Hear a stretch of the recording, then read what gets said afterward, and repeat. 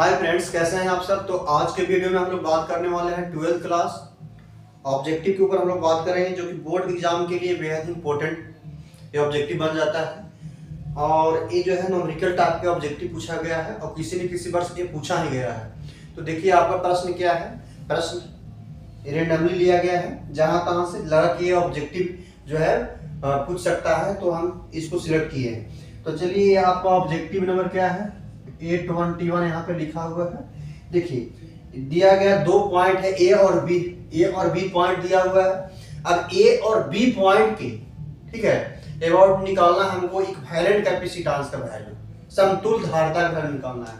तो सबसे पहले क्या दिया हुआ है आप देख सकते हैं। ये आपका जो है पैरेलल में 2 कैपेसिटर जुड़ा हुआ है। पैरेलल में देखिए यहाँ पर जो है 2 पैरेलल में है और यहाँ पर एक क्या है सीरीज में है। ये आपका 3 माइक्रोफैराड है, 2 माइक्रोफैराड है और यहाँ से 4 माइक्रोफैराड है। और इस पॉइंट का नाम क्या है बी है और यहाँ पे ए है। ए और बी के अबाउट निकालना है समतुल्य धारिता। तो ये देखिए ये दोनों है आपका समांतर क्रम। तो जब समांतर क्रम में रहता है तो क्या करते हैं डायरेक्ट ऐड करते हैं, तो C1 प्लस में C2 निकालते हैं। ये कंसेप्ट ये याद रखिएगा। जब 2 संधारित्र को समांतर क्रम में जोड़ते हैं ना तो समतुल्य निकालना रहेगा, तो दोनों को हम ऐड कर देंगे। किसी में किसी एक को मान लीजिए C1 इसको C2, तो ऐड करेंगे तो कितना आंसर आएगा भाई। ये 3 प्लस में 2 ये कितना आने वाला है आप बताइए, ये 5 माइक्रोफैराड आएगा।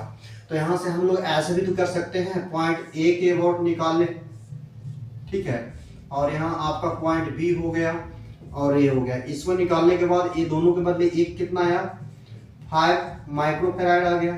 इसके बाद देखिए ये कितना दिया हुआ है, ये 4 माइक्रोफैराड दिया हुआ है। तो यहाँ पर जो आपका है 4 माइक्रोफैराड लिख लीजिए। आप दोनों क्या है, आप दोनों किसमें है श्रेणी क्रम में है। ये जो आपका संधारित्र जो है श्रेणी क्रम में है। जब सीरीज कनेक्शन में रहता है तो क्या करता है याद रखिएगा, सीरीज कनेक्शन में जब रहता है ना C1 इंटू C2 दोनों को गुना कर दीजिए और नीचे दोनों को ऐड कर देना है, ये डायरेक्ट आंसर निकल करके आ जाएगा। तो यहाँ से आप देख सकते हो 5 इंटू 4 और 5 प्लस में 4 ऐड करोगे तो आपका रिजल्ट निकल के आएगा 20 बटा में कितना 9, ये आपका माइक्रोफैराड।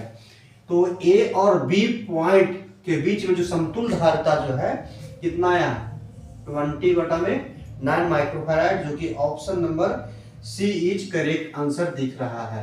तो इस प्रश्न का जो आंसर होगा सी इज करेक्ट आंसर होगा। अगेन चलिए, अगेन आपका प्रश्न क्या है, तो ये आपका काफी इंपॉर्टेंट प्रश्न है। ये किसी न किसी वर्ष ये रिपीटेड करता है, ये पूछा जाता है। इसी टाइप के हम लोग अगेन क्वेश्चन देखेंगे। बहुत ही इंपॉर्टेंट एक प्रश्न था। अगेन देखिए, अगेन आपका प्रश्न है देखिए द्विधारी संख्या को लिखना है ठीक है। ये आपका प्रश्न नंबर 70 दिया हुआ रेंडमली हम लोग लिए हैं प्रश्न, जो कि इंपॉर्टेंट है ठीक है एग्जाम पॉइंट ऑफ व्यू से। ये जो संख्या लिखा हुआ है 25, ये डेसिमल नंबर सिस्टम है और इसको बाइनरी नंबर सिस्टम में कन्वर्ट करना है। तो बहुत ही इजी तरीका से हम पिछले वाला वीडियो में बता चुके हैं। देखिए ये आपका 25 लिखा हुआ है ना, तो एक ट्रिक का फॉलो करो आप। एक लिखो यहाँ पे, एक लिखने के बाद यहाँ पे 2 लिखना है, 2 के बाद आगे 2 से गुना करते हुए बढ़ जाना है। तो 2 है, 2 के बाद 2 से गुना करेंगे तो 4 होगा, 8 होगा, ये कितना होगा 16 होगा, ये कितना होगा 32। अब बात रहा कहाँ तक बढ़ना है भाई, तो यहाँ तक ये इस डिजिट को देखिए आप 25 है ना, तो 25 को थोड़ा सा ज्यादा बढ़ जाइए तो 32 है ठीक है। अब इस सभी डिजिट को जोड़ करके ठीक है, मतलब कौन सा डिजिट हमें यूज करें कि 25 जोड़ने से आ जाना चाहिए। तो यहाँ पर देखिए 16 है और 8 24 है और एक कितना हुआ 25 है। जिसको आप यूज किए हैं उसको नीचे 1 लिखिए और जिसके यूज नहीं किए हैं उसको नीचे आप 0 लिखिए। इस एक का यूज किया है तो 1 लिखेंगे। अब इसके बाद यहाँ पर 0 का कोई मतलब ही नहीं रहता, तो इस प्रश्न का आंसर कितना हो जाएगा आप देख सकते हैं 1 1 0 0 1 और यहाँ पे 2 लगा दीजिए। 2 का मतलब होता है द्विधारी संख्या को, डेसिमल नंबर सिस्टम को ये डिनोट करता है।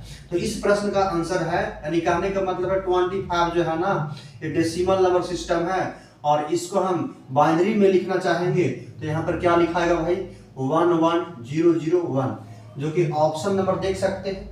इस प्रश्न का जो है option number B is correct answer है। इस प्रश्न का जो आंसर होगा बी इज करेक्ट आंसर होगा।